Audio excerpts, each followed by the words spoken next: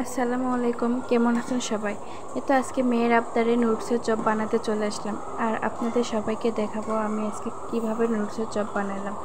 আপনারা ভিডিওটি না টেনে পুরোটা দেখবেন আমি কিভাবে নুডলসের চপ বানাই। আমার নুডলস সেদ্ধ করা হয়ে গেছে, এই যে এইভাবে।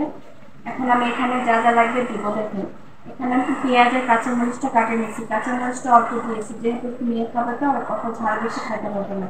পেঁয়াজ, কাঁচামরিচ আর একটু স্বাদ মতন লবণ। তারপর এখানে একটু পরিমাণ মতন একটু সামান্য একটু হলুদ দিব। আর এখানে ময়দা দিব সামান্য পরিমাণে। ময়দা দেওয়ার পর আমি একটা ডিম ফাটিয়ে দিব। ডিম আর এখানে নুডলসের যে মশলাটা ছিল সেটা দিয়ে দিব। এখন আমি এখানে দুইটা নুডলস দিয়েছি, এই জন্য দুইটা মশলাই দিয়ে দিলাম। এখন আমি ভালোভাবে হাত দিয়ে মাখিয়ে নিব।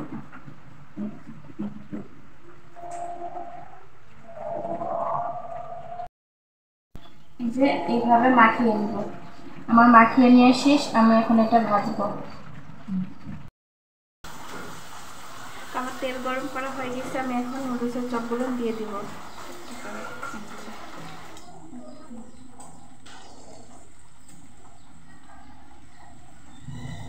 হালকা একটু ভাজে নিয়ে উঠিয়ে ফেলতে হয়।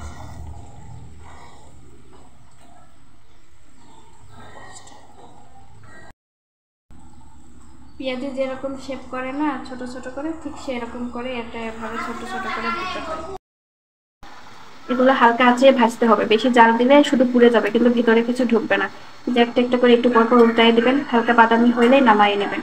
আর খেয়াল রাখবেন হালকা জাল হালকা আছে, কিন্তু এটা ভাজতে হবে, বেশি জাল দেওয়া যাবে না।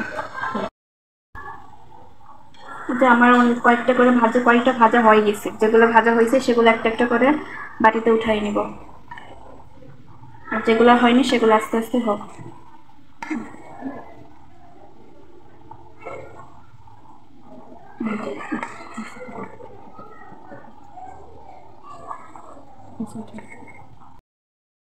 এই যে আমার নুডলসের চপ বানানো শেষ। এখন চলেন দেখি মেয়েদের দিয়ে কি বলে খেয়ে।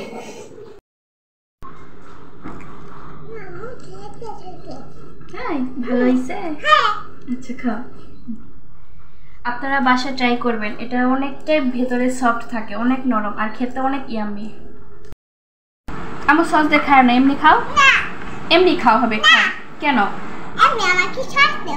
সস ছাড়াই খাওয়া যাবে। সস ছাড়াই খাও। দাও, সস খাইতে হবে না। সস দিয়ে মজা লাগে না, ছোট বেবিদের সস খাইতে হয় না। তুমি না ছোট ছোটদের তো সস খাইতে হয় না।